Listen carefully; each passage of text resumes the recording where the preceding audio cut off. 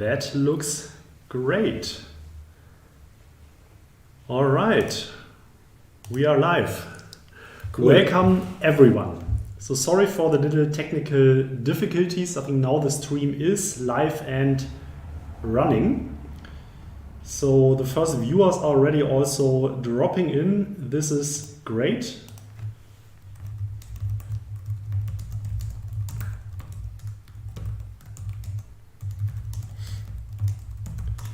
I'll just let everybody know that this is gone live here again.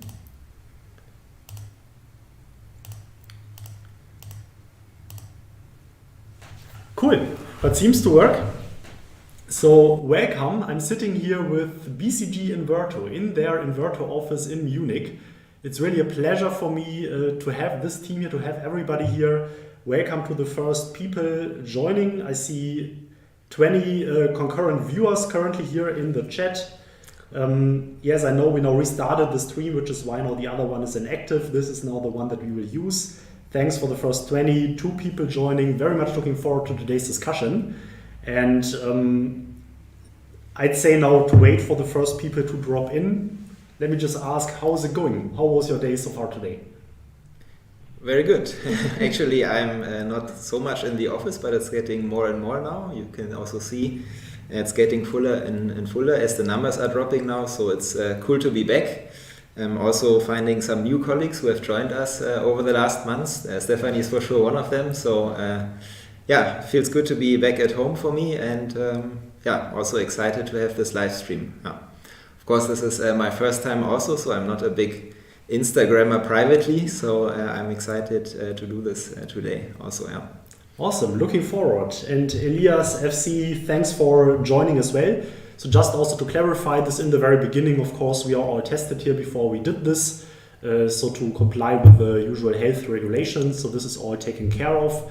I'd say, not to really start this off in the right way, let's start with a small round of introduction. Stephanie, Robert, maybe Stephanie, you can start to kindly introduce yourself. Yeah.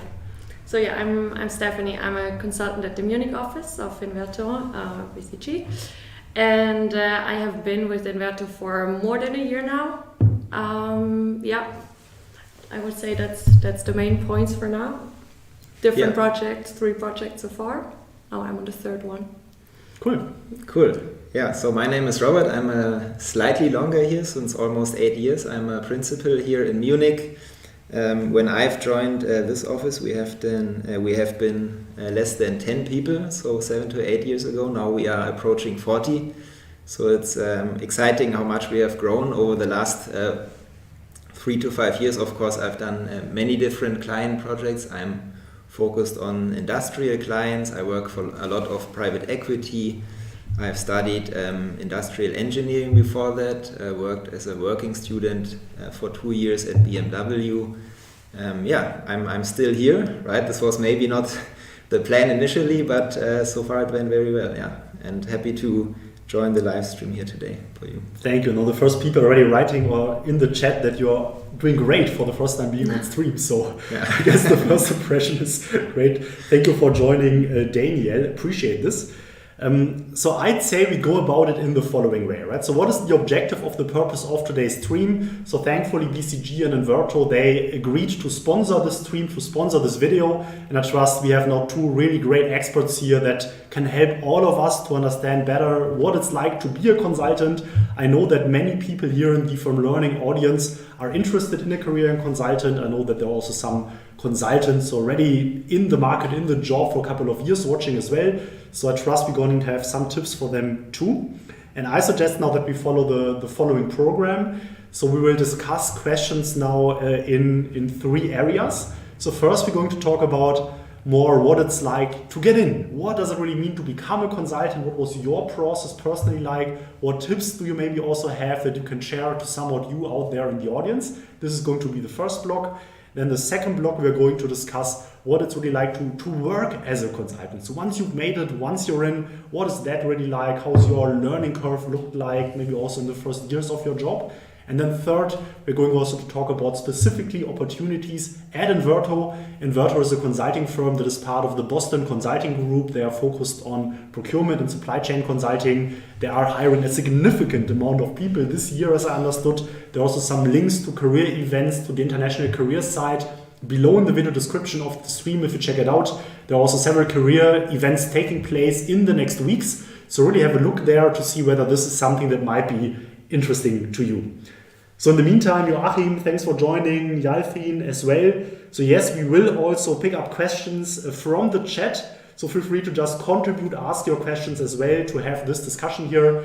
But before now we look at the chat, let me just ask you. So how did you even came to the conclusion that being a consultant is a career path that you wanted to take? Because frankly, I'd argue that many young kids, when they think about their career future, only very few would think that becoming a consultant is really what they want to do. Maybe when they are big, So how are you thinking about this? Yeah, so I need to get a few years back, obviously, but it's still very much on top of my mind. I think I'm one of the traditional joiners. Yeah, I studied industrial engineering. I worked at a big automotive OEM here, BMW in Munich. I also, when I was approaching the end of my studies, not imagining to work in multiple decades until the end of my life in one corporation, so it automatically was exciting to join a consultancy just to know different companies, get to know different people and so on, so the traditional arguments you have.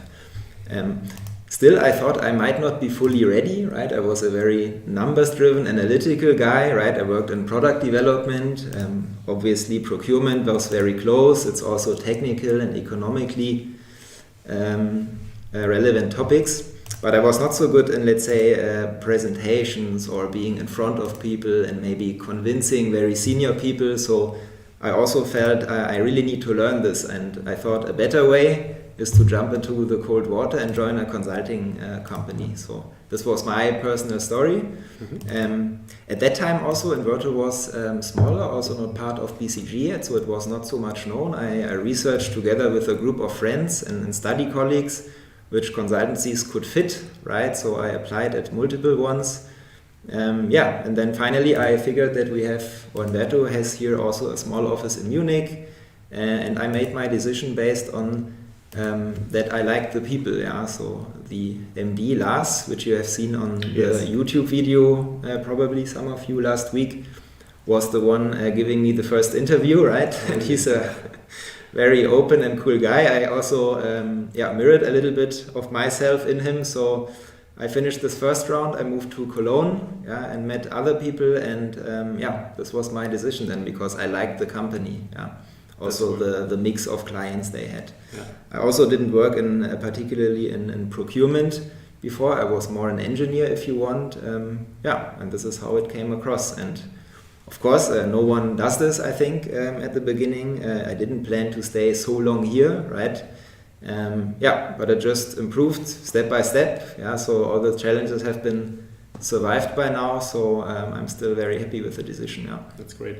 Just because you mentioned it, for those of you who haven't seen it yet, a couple of weeks ago, indeed, we did a video with Lars, who is a partner here at Inverto, and he allowed us to follow him around for a day. So I think if you really want to ask yourself what it's like to be a partner in such a consulting firm, check out that video. I think that's quite interesting. Thanks for that. But how was it with you, Stephanie? Well, for me, it's not as long ago as for Robert.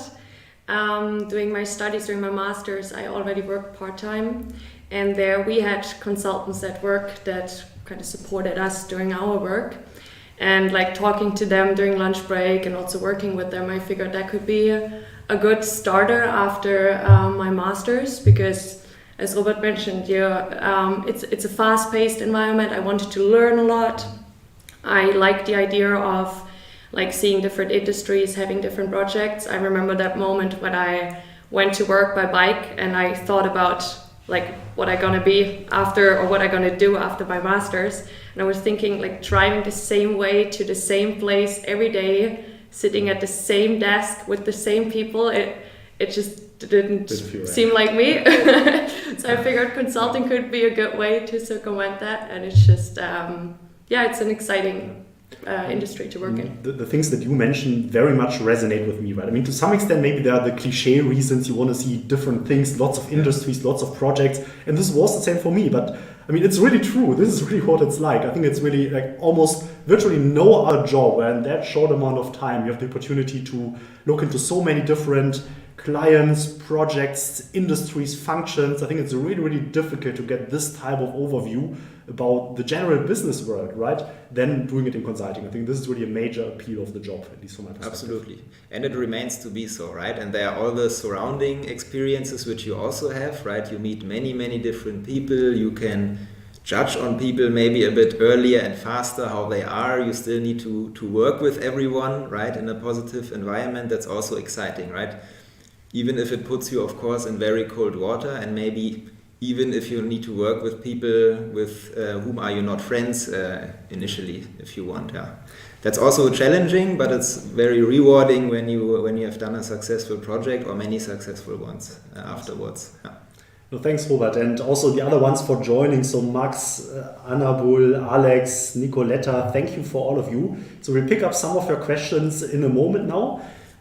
I'd be interested to hear from you now for the benefit of everybody who's currently in the process of applying to a consulting firm, or maybe thinking about applying soon. So when you look back at your preparation, when you did all the case interview prep, all these experience interview, personal fit type of preparation, do you have a couple of tips to share? What worked really well for you?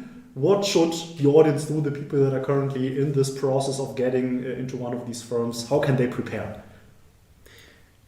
Practice cases a lot with your friends. I think that's the best. Obviously, there is some theoretical, like there's books where you can read frameworks and you get a little bit of a sense how to approach cases. But I think the most important part is really to practice them and do this like role play with friends. That would be my major tip. Absolutely. I also trained cases, obviously.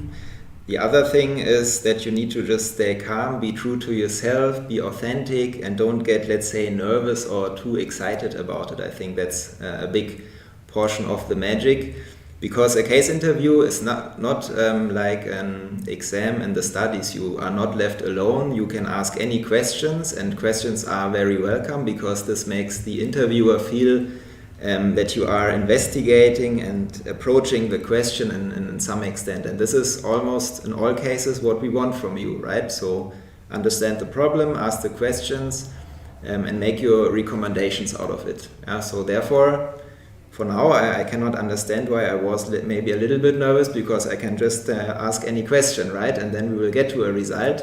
It's also not about making the right result. It's about making a reason or resonated decision in the end, right? So that's it. But that's also why I think it's important to go through it several times, because then you feel more comfortable and then Absolutely. You can be more calm about it. Because I think especially at Inverto, I figured during my interview that the cases were not the typical book cases. It was quite real cases actually. What could happen during now? I know those are the cases we work on now. So it's not something you can like prepare an answer for. Exactly, and this also resonates with me, and like my number one reflection on my personal case prep when I did that at the time is, there's all this case prep material out there, all these books, and this one book is saying, I have 40 frameworks that you can learn, and then the next book is saying, no, I'm better, I have 80 frameworks in the book that you can learn to get in, right? And somehow you get to the impression that winning at case interviews is really about learning lots and lots of frameworks, and the more frameworks you know, the better, and you just need to find the perfect framework for the case that is laid out in front of you. Well, I think this is really misguiding. It's probably even doing more harm than good. In the end, as you said, it's just about having a good conversation with the interviewer about a problem, and you showing that you are able to think logically about a problem and be able to contribute a good solution to that. Right? I think this is what it's all about. Absolutely. As you would also behave as a private person if you forget something or you need to solve a problem. That's nothing different in our professional case world, if you want. It helps, of course, to bring some economic or technical essentials, right? How cost structures and so on look a little bit like, also what different goods you can buy. But with normal questions, you can normally approach such a case already, right? Fair enough. So now to pick a couple of questions from you.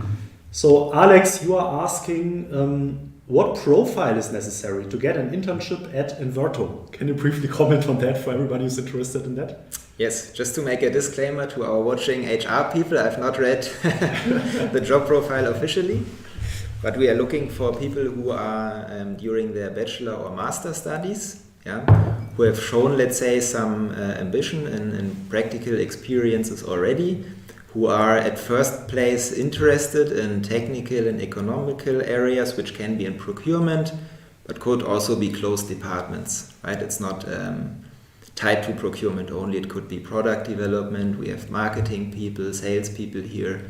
Yeah, and in general want to get out in consulting and help to work on projects if you want, right? Get in touch with people who are not maybe too shy, who are open to learn new things, who are a bit agile, if you want. That's what we want to see for interns. Yeah. Cool. I think their personal fit is quite important too. That's at least the impression I got. Like during the interviews, it's not only with HR people, there's always also Inverto people involved, project managers or principals. And I had the feeling, correct me if I'm wrong, that they also really look at your personality, if you fit in, in the end it's also important that you feel comfortable at work with the people you work with. No, and I agree, and I think this personal fit part is always an important one. And so try really to meet some consultants maybe from Inverto or from whatever firm you are interested in. Specifically for Inverto, I think there's one video that we did a couple of weeks ago. At least from my perspective, this really also helps to understand the culture, understand what it's a bit like to work here in the office. So have a look at that if this is of interest to you. Can very much recommend that. FC, you are asking now a question to Roland. In your, he was writing Roland, but Robert, of course, is still the right name. It could still only be me, yeah. In your 8 years of career, what were your top lessons? What would you have wanted to do differently? Good. I think the top lesson is every problem is solvable, right? So really, if you really think I have now a big presentation or I have only time until tomorrow to solve a task, I still somehow made it with the help of the colleagues, but also with the help of clients. If I'm just transparent about the problem, right, and be open to it and don't hide anything, I think that's the top lesson. Which is also maybe the reason why I'm still here, right? That you further develop yourself, yeah. What was the second question? What would you might have done differently? Yeah, that's a difficult question, yeah.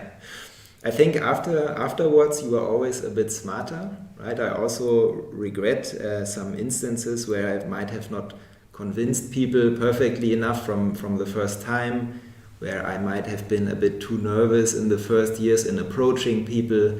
I could have been more open or faster when I have problems to reach out to colleagues and so on. Those would be the things I would change. But broadly, I think it was the right decision, the way I followed, yeah. Cool. Absolutely, yeah. So just to briefly reset here the room for those who just joined in the last minute. So I'm sitting here right now with two consultants from BCG Inverto, the procurement and supply chain arm of Boston Consulting Group. And we are discussing different topics regarding consulting. So right now we are discussing how to get in, if you are interested to get into consulting. Later we will talk a bit more about what it's like to work really as a consultant. And in the end then very tangible career opportunities that might be out there. So this is now the discussion, and now to this first point, so how to get in, what is really required to be a consultant, to become a consultant. I now see different questions in the chat about backgrounds. So what backgrounds are required also in terms of subjects that you might have studied. So I already learned you have more of a technical type of background. Can you maybe comment on that? Are there any backgrounds which are no-goes? Can you get in with, in theory, with every background if this fits the criteria? How does this work? There is for sure no-go area, right? And what's helpful if you have a certain extent of numbers and analytical, let's say, understanding. So we are more likely to have people from, let's say, engineering or economical backgrounds, but we have also people from sales, marketing backgrounds, as I just mentioned. We have also had a principal a few years ago who studied law and so on. And essentially, you just need to be a good problem solver, I think. And the second prerequisite, that you are interested in the topic of procurement and supply chain, right? And if you are interested and you are a good problem solver, you are able to learn very quickly on the job all the expertise you need to really consult and improve companies if you want, right? Yeah. But I think this is not only the case for Inverto, but for all the other large consulting firms as well. So I know from my time, from my past employer, that they even had recruiting targets for people with these more exotic backgrounds, right? So for political science students. So there was one partner in the office I worked who was an opera singer before that, right? So these backgrounds are, of course, not the majority of the people then working there, but I think this is really also a characteristic of the large consulting firms, that they are really looking for this diversity. Of course, you need to bring all these other skills and capabilities to the table, but if you can show that you have these capabilities, this should work, and especially the technical backgrounds, at least from my experience, this is even always very favorably looked at, no? For sure, that's the classic, yeah. But in procurement, it sounds maybe limited, but you are crossing so many areas in your daily work, right? When you need to change a product portfolio in a retail project, right? Then you need to speak with marketing or sales guys. So it's still, procurement offers a look into the full company in many, many ways. So therefore, it always helps if you have colleagues who are from that specific expertise, right? That for me is for sure very helpful. Yeah, I learned a lot of other disciplines as well across the projects and from colleagues. Yeah. So now I would assume that probably not everybody knows by heart what procurement projects really are, because I know that this is now one of the focus types of projects that we do here. Can you just elaborate a bit more on what does such a procurement project really look like? How does it work? What is it all about? Yeah, what we work mostly on is, of course, to improve everything which companies are buying, if you want, right? For companies like automotive OEMs, those are all the parts for the cars, yeah, which we call direct procurement. But it would be also all the what we call indirect procurement, all the services a company needs to run, right? The desktops you are sitting in front of, the office equipment, the cleaning services, your mobile phone, your laptop. This is also things which we are buying for clients. What we are mostly doing is that we are trying to reduce the costs for the purchasing, right? So when we improve the products, for example, with technical levers, we negotiate with suppliers, we do global RFQs, invite new suppliers, we do workshops with key suppliers of clients to improve the production processes and so on. Those are also opportunities to touch other areas than procurement, right, to optimize the manufacturing of a supplier, for example. Those are things, right? We are doing target costing calculations. So all the broad range of levers you can apply. The other big area is that we improve how companies buy things, so the organization. Yeah? How can I automate processes? What digitalization measures can I take, right? That I need less capacity to handle a procurement department. What is the optimal setup?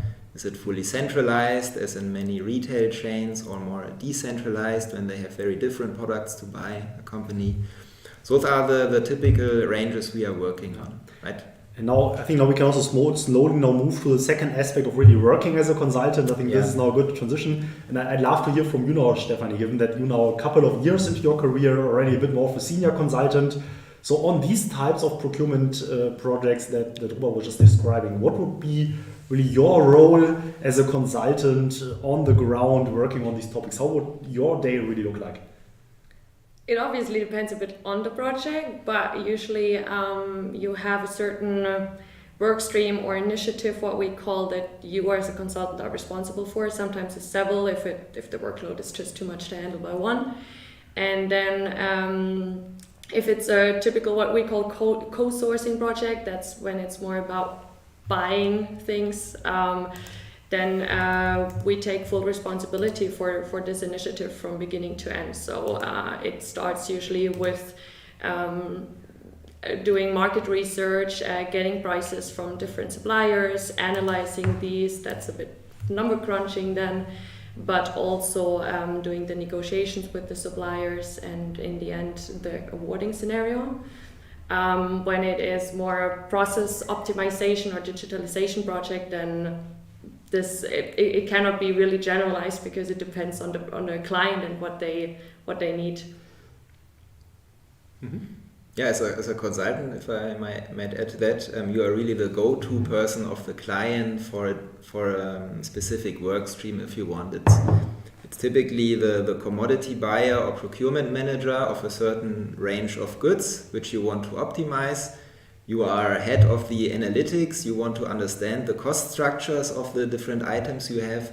You will also develop on your own proposals how you can optimize and really try to convince first your procurement counterpart, but also then the linked stakeholders of them that you should do a thing because it's good for the company, it saves money, and also maybe improves some other targets of the company if you want, right? We are also not only optimizing costs, we are also looking at other emerging factors, right? Digitalization or ESG, yeah. So social responsibility, that we avoid child labor. Those are getting greener in emissions, right, in procurement. Those are emerging mega trends and topics which we hear more and more. It's not only about buying as cheap as possible, obviously, right? And this is what you are doing then day to day. So Joe, I hope this also answers your question you asked, how you organize a project case. I think this touches on that now.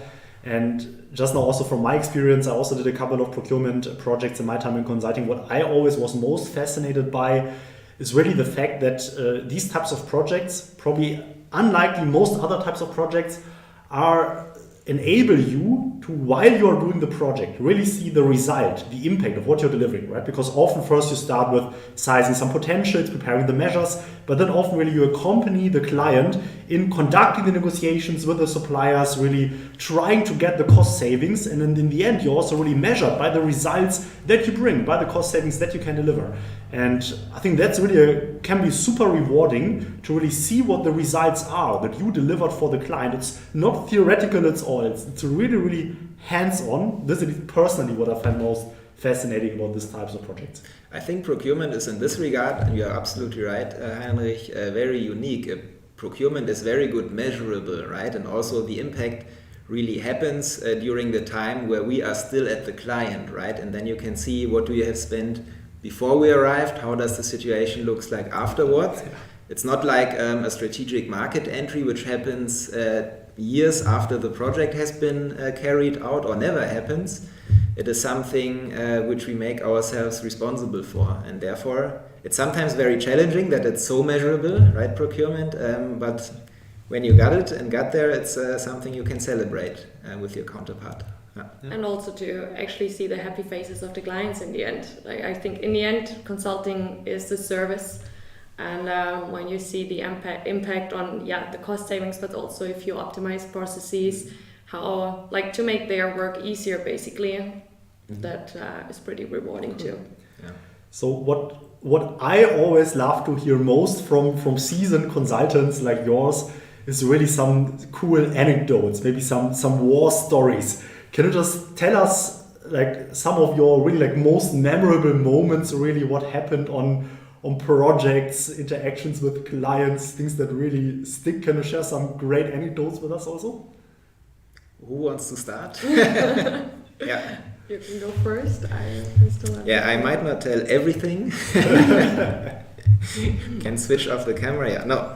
I think the big fun, of course, happens as a project team, right? As consultants, right? You are normally on the client side, and I hope we return all soon, right? So you are spending a lot of time together during the week, going out, partying a lot, right? We have been in Barcelona, for example, in Switzerland, in France. Now I'm hoping to travel to the US very soon. This is very cool. Yeah, and especially in Barcelona, you go out for a lot of eating, right? And we have really discovered a ranch where you could shoot, and they had a big barbecue, and we ate a lot of garlic all together, so Knoblauch, so a lot, really. So one colleague ate, I think, one full garlic on his own, right? And then we arrived back at the project office, and the clients wanted to get in, and everyone was complaining how this is smelling now. This was really, not so cool, but cool. So be careful what you eat when you go out with colleagues. Absolutely, yeah. But we also go often out with clients together, right? So Spanish clients, and in Turkey as well, we went out together. They are from the cultural very close. I think also procurement guys are in general, let's say, very cool people. They also are open, they interact with suppliers, they have a lot of fun, right? But also very strongly to the point. They're all good negotiators if you want. So people which you normally like and to interact. Yeah, so this is cool. Yeah. Yeah, and then there are all the other outtakes, yeah, right, where you in front of, or shortly before a presentation, your laptop breaks, right, and all the other technical stuff which can happen, where you need to help yourself spontaneously, right? Yeah. Stephanie, anything you want to share? Well, spontaneously, what I could think of, usually when we travel to the clients, we sleep in quite nice hotels, but sometimes you just pick the wrong one. And we were in Belgium. Well, it wasn't the wrong one, I would say. It was still a cozy hotel. But the room was right next to the train station. So at night, you had to be a deep sleeper to not be awakened by the train. And well, we laughed it off the next day and it was still fine. It was just one night. But so yeah, that is part of traveling too. You experience different places, the really nice hotels and also sometimes more difficult places. And there are also other fancy places, right? Fancy is also in the opposite fancy. Yeah. Right, so we once the hotel was fully booked, right, but it was in a small village, and the hotel owner was also just an older woman who called then a girlfriend, and then I stayed one night in a child room, if you want, right, with small teddies on the wall, right, for 28 euros or so in a private house, yeah, just to have some place to sleep, right, and that's also the thing, the other side of fancy, if you want, yeah, but it was very cool. And it's actually quite bonding for the team, I would say. We still laugh about it. No, for sure. And I mean, this is also my experience to really experience like so many like little crazy stories if you're really on this job, just from all the daily interactions with your teammates, with clients, traveling. It's like just so many memories that you laugh and talk about with colleagues and maybe at some point also later with some friends. So it can be really exciting. I mean, it's sometimes, of course, also tiresome and long hours and so on. This can be part of the job as well. But looking back, I think the good memories are those that really stand out. Yeah. But, I would love to hear from you now also, how did this, because we talked about now also travel and so on, how did this change now? And I saw also a couple of questions in the direction, how did this change now in the current health situation? I assume you're not traveling that much anymore. How did your work day really change since then? Well, it mainly changed in a way that we work more from home, in home office. I mean, that's clear. We do try to have like virtual meetings, still have coffee breaks and stuff. So we also have like bigger virtual meetings for the whole company. So we try to stay connected over that. But it's definitely different now to not be on a move that much as we used to be. On the other hand, it's quite exciting to see how it still works. Like the things that before you wouldn't have imagined that it still works. Like we had whole projects only virtually, not even meeting the client once in person, but that was like back in the times when it was more strict. And so it's just new challenges, I guess, that we met quite well. Yeah, I can just underline that. So I also work for more than a year, mostly from home now. We can come to the office, right? This group is always limited. You need to register yourself, you need to test yourself. But people do it still a lot to the extent we can do, especially the people who are younger, let's say, 1 to 3 years, to get connected left and right.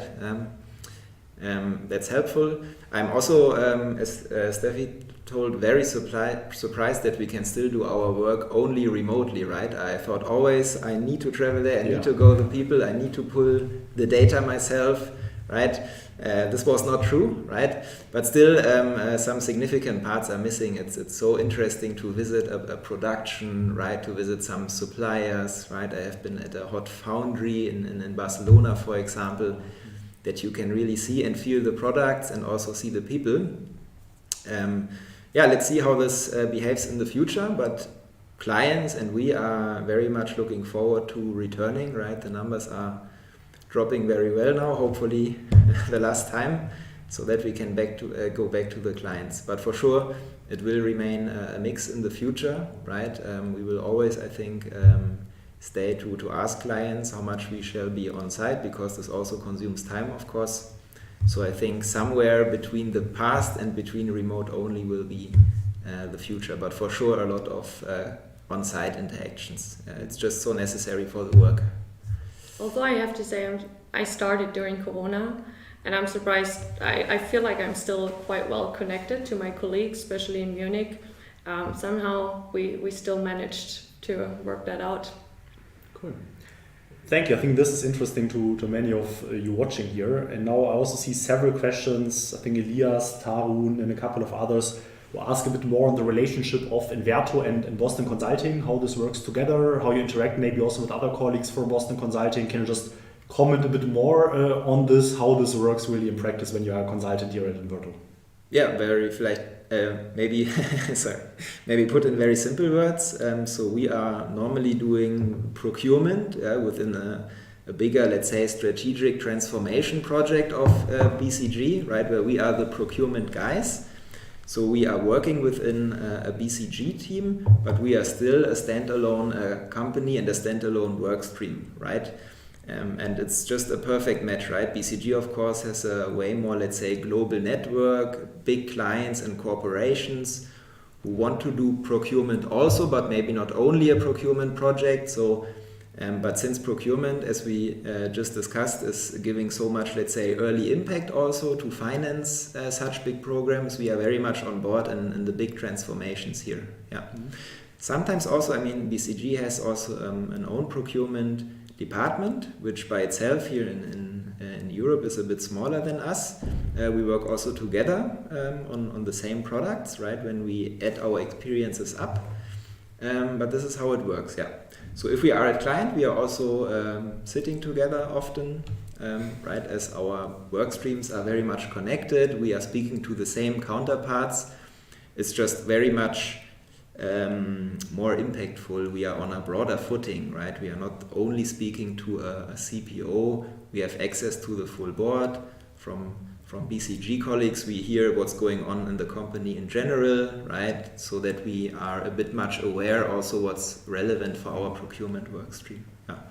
But they are also on eye level our colleagues, and it's very much the same culture. We also do our events jointly in many cases. So I always like to work with BCG, of course, yeah. And we are almost only doing joint projects in many cases. Yeah. It's always part of an integrated team, or most of the cases with BCG colleagues. Sounds like an interesting environment.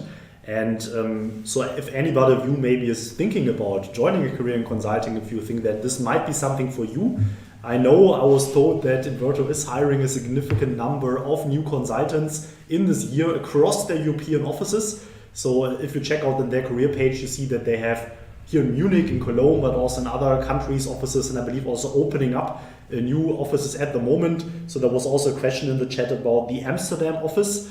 I'm not sure whether you know the details, whether that's already open or when they will also accept new applicants. Maybe just a quick question. Yeah, I need to link to someone else, of course, but we have founded an entity there. The office is not yet opened.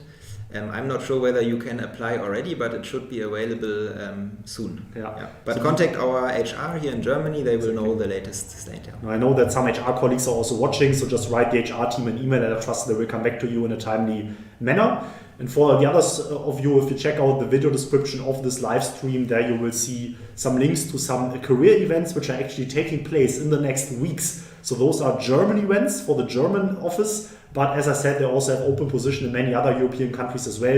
In the video description, you will also find a link to the Europe or to the international career page of Inverto, where you can look what open positions exist out there and when you would be able to apply. We are also on many universities, right, where you can just visit our desk. We are also on many expertise fairs. As soon as they happen again, like the BME, also happy to get in touch with us. They are obviously not only online. So somebody's asking now in the chat, what do you really do to stay up to date, to maintain your knowledge, to refresh your knowledge? Of course, also in procurement as in all other sectors. New things happening all the time, right? New processes, things to learn about. So how do you make sure that your knowledge is really always the latest and greatest that you then bring to the client? That's an excellent question. That's what we need to do. First of all, we are very much caring about knowledge development ourselves. We have more than 10 competency centers who cover different functions, geographies, but also different branches, right? And those competency centers are pushing information out to the company. If they have developed new tools, they have conducted studies. We have now close to publishing a private equity study.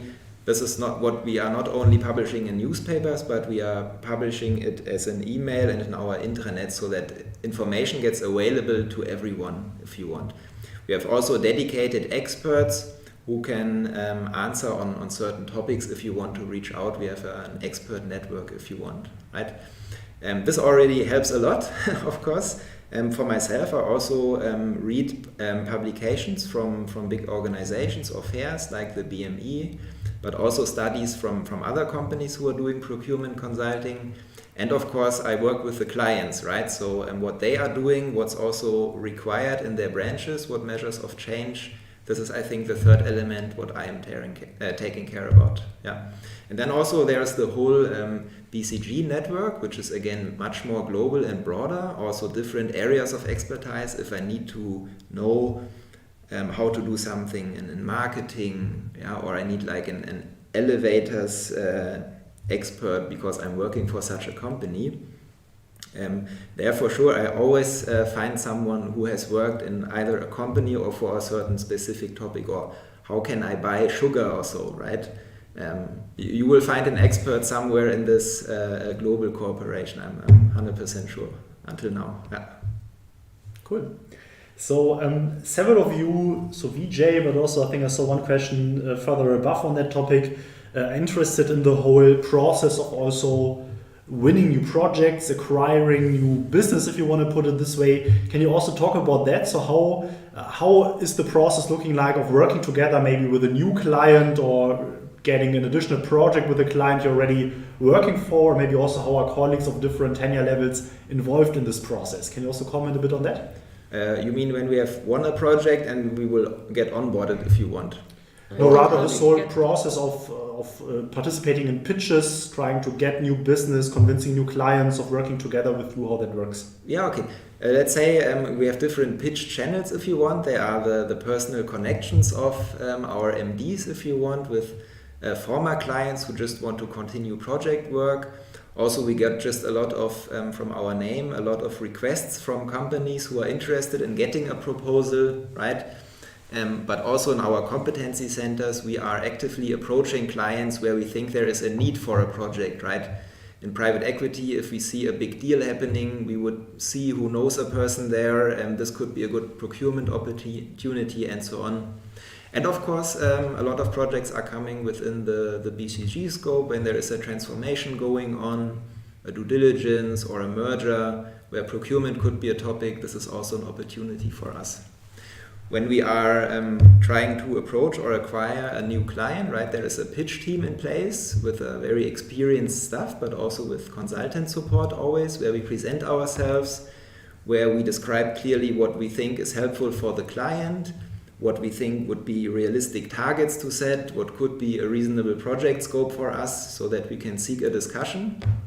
And when this gets approved and we win a project, we set up a team, onboard everyone, and then we are in the first day at the client side, hopefully very soon. Yeah. And then, just because as you mentioned it, so now let's imagine you were asked by a client to support them on a new procurement effort, and you're really starting out now. How do really the first 1 or 2 weeks of such a project look like from the more senior consultant, but maybe also from your perspective, Stefan Iversen, being one of the consultants who would really execute on that? How does it all start? So usually it starts with the potential analysis. So that means that we look at the company more thoroughly, different categories of the projects, indirect, direct spend.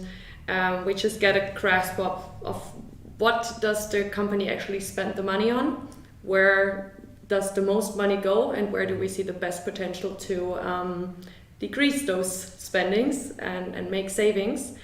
And based on that, we actually make another proposal on what we see as a potential project for the future, what's the scope of it, and which categories we would target. Yeah.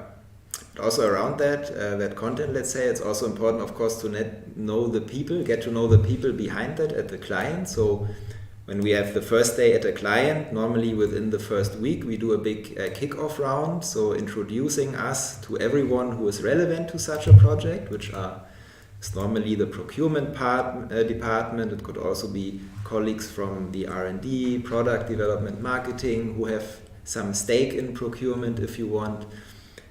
Also, what happens directly afterwards is that we have always, work packages distributed to consultants. You need to really convince your counterpart first, right? Because just a CEO or CPO thinks you are not performing well. The commodity manager might still think he is doing a good job, right? So you as a consultant would also need to first get to know your client counterpart, convince them of the mission, explain to her or him what you are planning to do in the next months together with him, and get him on board that he really is buying into the idea. If he has no interest, then it gets difficult, right? And this is how we spend the first maybe 1 or 2 weeks to getting to know the client, the site, and then also the products behind and the company culture. That's also very important. We visit then usually the manufacturing, if there is some, or the big warehouses. We do interviews, right? How have you been doing things in the past? How does this fit to our mission? And then we get to work, right? Sleeves up, and then it gets started, yeah. Interesting. And first of all, just briefly want to say thanks to Yannick for the super chats. I've noted down your question. Later when we talk about how to get in opportunities, we'll pick that up again. I've noted that down. But just to double down on your point, Robert, I think because this for me was really always also one of the key things that why I thought this consulting job is so interesting, right? Because it's not only about all the contents of being a great procurement expert, being a great negotiator, developing these great strategies, but it's also it's a people business. You need to sit together with the CPO. So the CPO is the chief purchasing officer, so the board member who is responsible for the whole procurement activities. But then also you need to sit together with the buyers. And just from my experience, I mean, think about it. Try to put yourself into the shoes of a buyer, right? His job is to buy, to procure the materials as cheaply as possible or as efficiently as possible. And then the CPO decides, let's get a consultancy to help them with them, right? And now you are approaching this buyer, and of course you want to help this buyer and work together with this buyer and create a great result together with this person. But maybe from the perspective of the buyer, it's not always the easiest thing, or not always the most welcome help that this person might get, right? And navigating these things. I think it's really a skill that you build of managing this. And this is, I think, super transferable to many, many other business problems, areas in business and also in your private life, which is, I think, just a great part of the overall appeal and the learning experience. Yes, you need to be a good relationship builder, right? So it doesn't help you if this counterpart or colleague is, in the end, it's always a colleague or almost a friend if you want, but they can have a very different view, right? And they can see it in the worst case as an attack. Oh, didn't I do my stuff right in the past, right? And so on. This can help or happen. And so you need to be convincing them. It could also be someone being much more older than you or having much more expertise on this particular category, right? And who asked himself or herself, right, what do you want from me, right? You are from studies, right? You didn't work for more than 2 years. I'm doing this for 40 years, right? And you need to convince this client every time from the beginning, right? And also the cultural aspects depending on the countries. Like in my last project, I worked with logistics managers from 5 different countries, and the reaction was very different from each one of them, and you have to adjust to however they approach you. Like some were really open and thankful for the support, others were way more skeptical, and I had a hard time convincing them.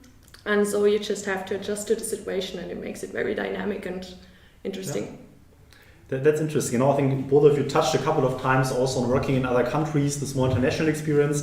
Can you just maybe comment briefly about your working at BCG and Verto? How is that like? Now here we are in the Munich office, or maybe also to briefly reset the room now for those of you who just joined in the last minutes. I'm sitting here live with Stefanie and Robert from BCG and Verto here in the Munich office. And we are discussing all things consulting today. So what it's like to get into consulting, what it's like to work as a consultant, what are some learnings that we can discuss. I will also pick up some more questions here from the chat in a moment. But how is really this international aspect looking like? Like what percentage of your projects maybe also outside of Germany? You can just name a couple of countries where we also worked in the past. Just share a couple of details here. Yeah, I would say that still most of our clients maybe are situated in the DACH region, but all of them are global corporations. So I would consider almost every project international, right? We are mostly connected to Europe. We are also doing now a project in the US. We are also doing with our China office in Shanghai local projects. But for sure, as for European companies, the Chinese market and also other markets are relevant. It's almost in every project across the globe. We are mostly traveling in Europe, right? So my most frequent countries have been Spain, UK, Nordics also. Of course, some German entities are always along the way. Switzerland I have been. I've also worked for 7 months in Turkey, Istanbul, for an automotive startup for the government, also very different one. So this is what you are doing, yeah. Traveling mostly in Europe with some global aspects to it. A lot of colleagues have also traveled to China or overseas already, yeah. Mexico, US. Yeah, of course, Mexico, yeah. US. We also had a big Didn't you project. mention US earlier? Yeah, I'm now on a US case, yeah, which hopefully now gets prolonged so that I can still visit the client, yeah. We have worked for them for a couple of months already. So that's also reaching out, yeah. Netherlands, of course, Belgium. I think in Europe we have really everything covered, yeah. Makes sense. Cool. Yeah. And I think now before we move to this last section of opportunities at Verto, maybe just can you share a bit advice for people who maybe already are in a consulting career at whatever consulting firm and who are in the first years of their career maybe? I assume many people are doing a good job, but many people maybe also want to do a great job, really want to become an excellent consultant. So if you also look back on your career, maybe also feedback you give to younger colleagues or what you have seen, what are really the things that you can do to, as a consultant, to stand out from your colleagues, to really at some point maybe be evaluated a rock star performer, like what distinguishes the strongest consultants from the good, solid ones? I would say that you are passionate about solving the problem beyond the expected extent if you want, right? So if you build a very cool tool, if you understand the product better than you would have expected, someone would have expected you just negotiate, but you find another way of optimizing it or cutting the costs in half because you invest in a new production tool which you found out on your own research. This is where you exceed the expectation. So develop something new which, let's say, hasn't been expected, or surprise your counterparts, although you are not an expert in the beginning, from how strongly you have researched your product or your scope of work. This is where people, let's say, get excited and surprised. Wow, how could you know that? I wouldn't have expected that. How could you, as a colleague who is not even 2 years here, improve the logistics cost by 10%, right? If someone who worked for 40 years on it didn't make it. I think those are the cases we are doing.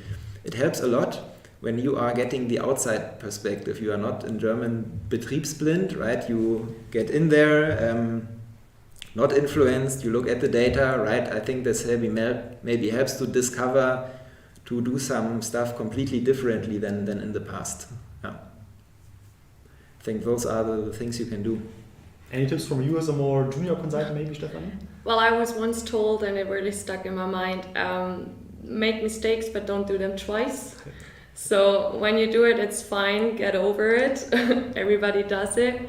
But afterwards, really pay attention that you do this specifically well, so you actually show that you learn from it. Yeah, I think it's okay to make mistakes, obviously, but even, be transparent, make fun out of it, right? Explain how something happened, and then everyone will be okay if you are just staying authentic. We are also just people, right? And the people and our clients understand us this way, right? So it's fully okay, right? Yeah. But you shouldn't be doing 5 times the same mistake if you want, right? That's also clear. Yeah. Also to share maybe just one tip that also stuck to my mind that I got when I was a young consultant from a project lead, and she told me, Heinrich, the one thing is to just do what you are asked as a consultant, right? You're sitting maybe in the team room or with your other colleagues, and then maybe your project lead comes to you and tells you, yeah, please, do this analysis, prepare these 3 charts or whatever, right? And then you crunch the numbers, you prepare the charts. And then probably most people believe, yeah, I did a good job, this is done, this is what I was expected to do. And of course, this is not bad, right? This is okay.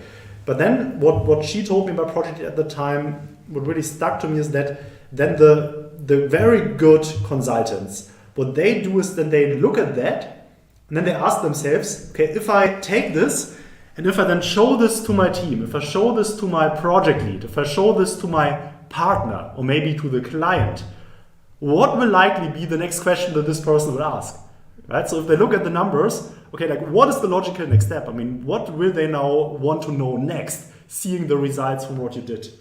And then there are a few things which are more powerful than if you then show this and then you get the question. So, okay, so probably now next we should look at this and this. If you can then pull out this exact analysis because you have thought about that and you've already prepared that and then are able to directly share that because you're thinking one step ahead, this is really strong, right? And I try to do this, of course, not always works exactly like this, but I think this is just the overall idea of not having the impression that only because you do well what you're asked to do that this is enough, but really try to be proactive, think one step ahead, what would be the next step, and then try to already do that, maybe without even being asked to do that, just because you know that it makes sense, right? I think this is really something that stuck with me.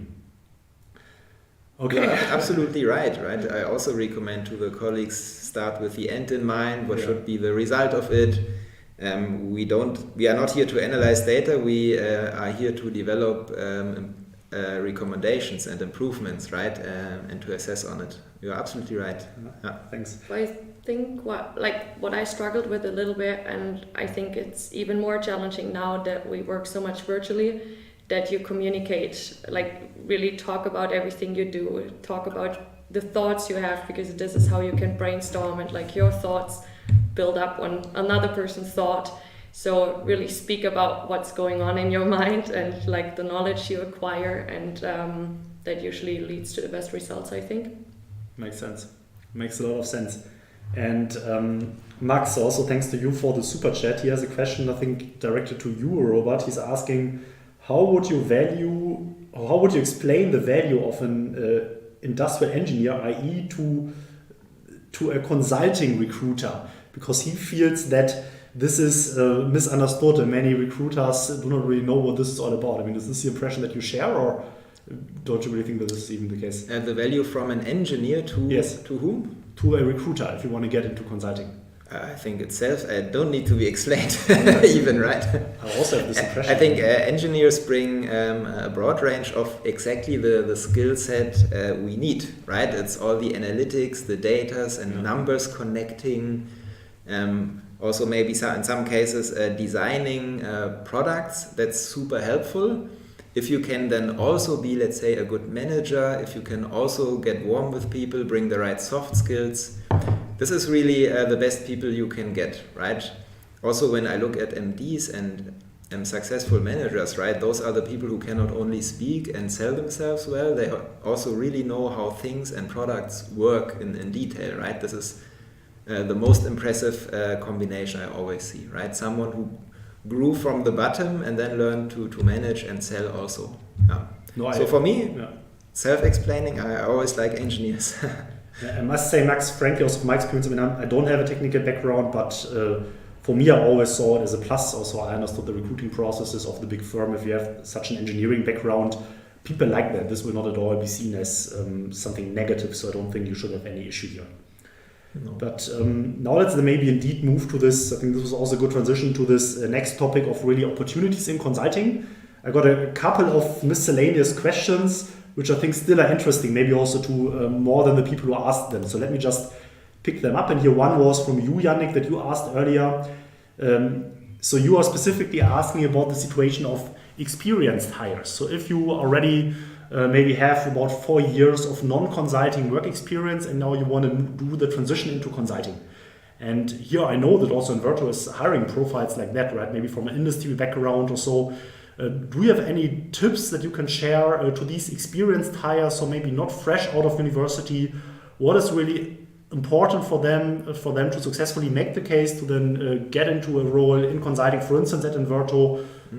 What challenges maybe have you experienced when interacting with experienced hires in the past? Can you share some insights here? Absolutely. It's first of all, I think for lateral hires, so who have worked in the corporation before, it's maybe the switch is maybe a bigger step than coming from university, because a bit you leave your own world behind, which is very secure. Yeah, in most of the cases, you could have worked there. You have already a very good evaluation and a very good standing. Otherwise, you wouldn't think about leaving the company, right? You are living in a position where you have been successful already, right? So you need, I think that's the first hint, to be very much clear what it means to you leaving this company if you really want this. Is this something which you would do at least in midterm, 3 to 5 years, I would say. Less doesn't make a lot of sense, right? You wouldn't return to the old place. You want to develop yourself to at least the next level. And also be ready if you can handle the exposure to the clients all the time, right? So it's exciting but also challenging, right? It's a different way of working, right? You are maybe perceived as an expensive consultant from someone, so you have also to pressure to deliver on a daily basis. You maybe on average have to speak on a higher quality and do analysis on a higher quality on average. So this is what you need to get very much aware of. Do you want the step in midterm, and are you ready for it? If this works, so if the experience is there and also you are still flexible enough to take the challenge, it works very well for us. This is then super helpful. It's always on client projects, experts with a special education or background are very much welcomed. Someone who really worked for 3, 4, 5 or even 10 years in a certain industry or has a certain product experience, who has more detailed knowledge than the general consultants is super much welcomed. Yeah, but it needs to work, of course. Yeah, we have many successful examples here at Inverto where this worked out. People from big retail companies joining consulting, right? Who have worked as a category manager there, but also some engineers. That's really cool to have them, right? Mm-hmm. Cool. No, and again, I learned that Inverto is also looking for experienced hires, for experienced profiles. So if this is something where you say that this would interest you, feel free to check out the career page. I have links to that in the video description of this live stream where you can then directly get exposure to that.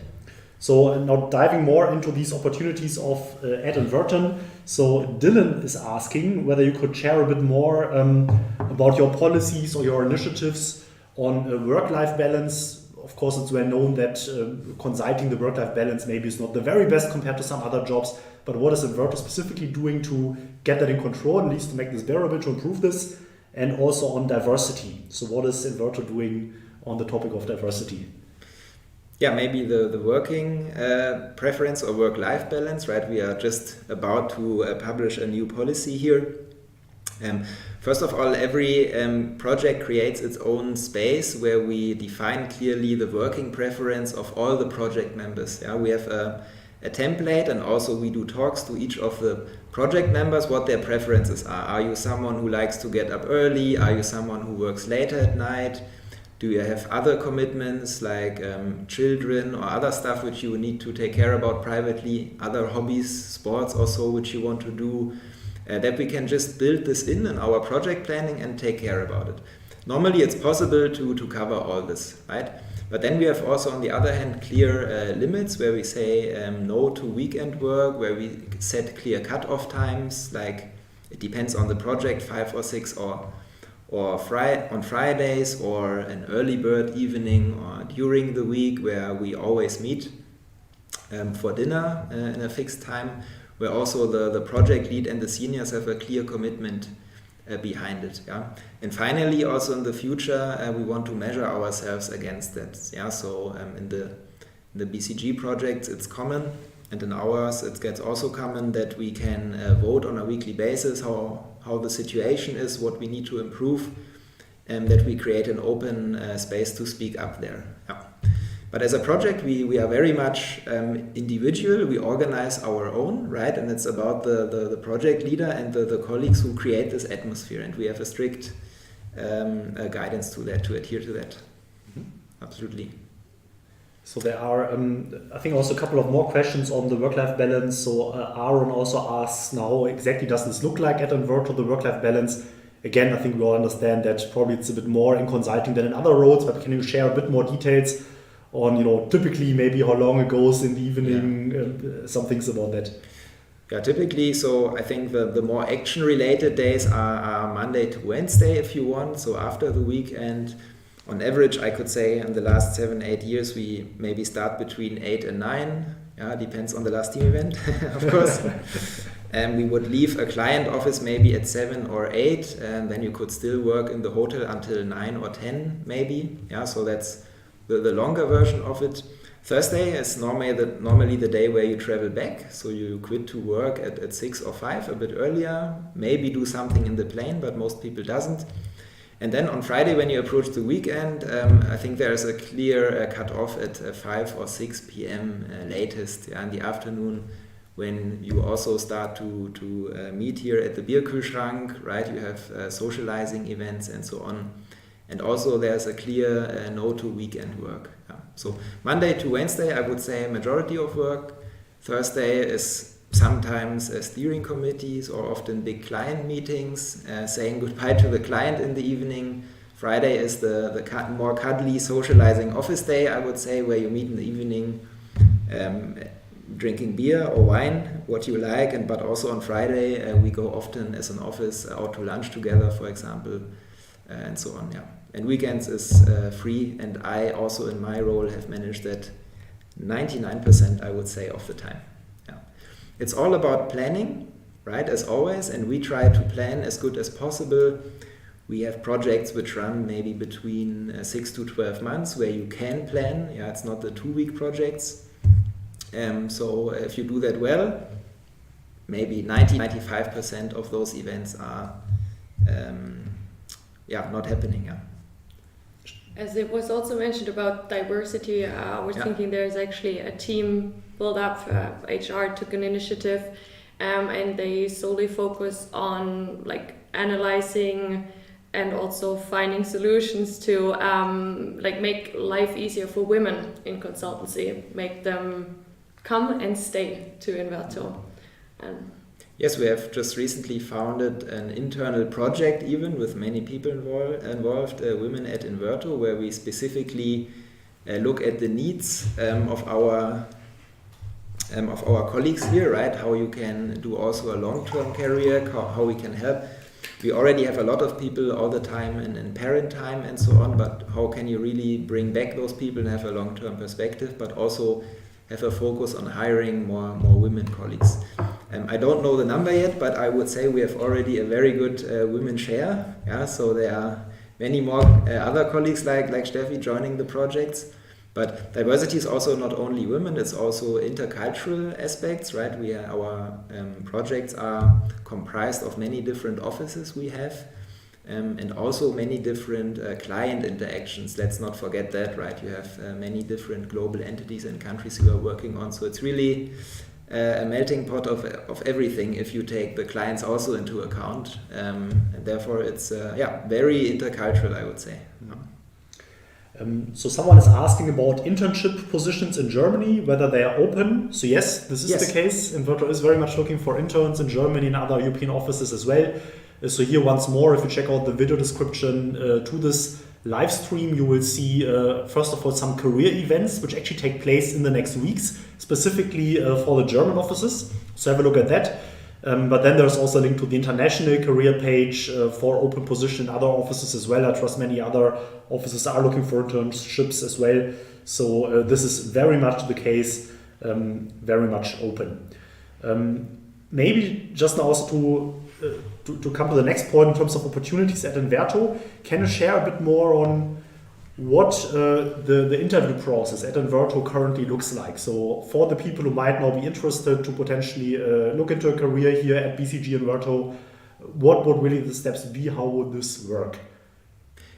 Yeah, so it is still almost the same as a few years ago. You have 3 different rounds of interviews in the meanwhile. So it's 2 CV and case rounds where you speak with a project manager and a member of HR in the first round, explaining your CV, motivation, do a consulting case.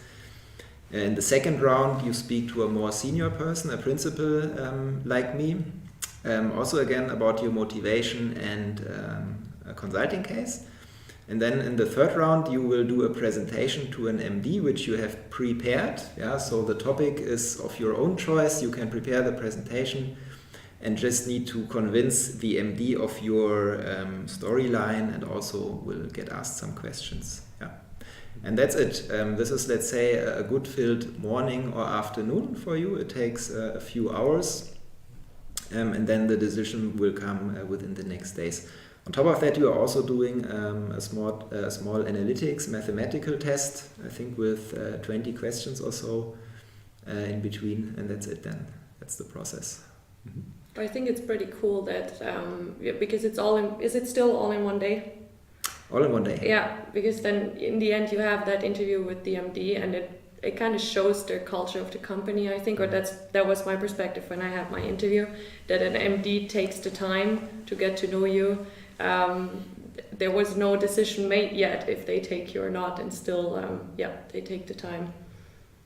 Yes, and also for people who have not seen the office or are interested in getting to know us better, especially also for lateral hires, we are also open to do an office tour. We, in some instances, people who wanted to see more people from us or get to know the culture better, I also welcome some of them here, some of our applicants, and introduce them to some other colleagues, to get the culture even better. Mm-hmm.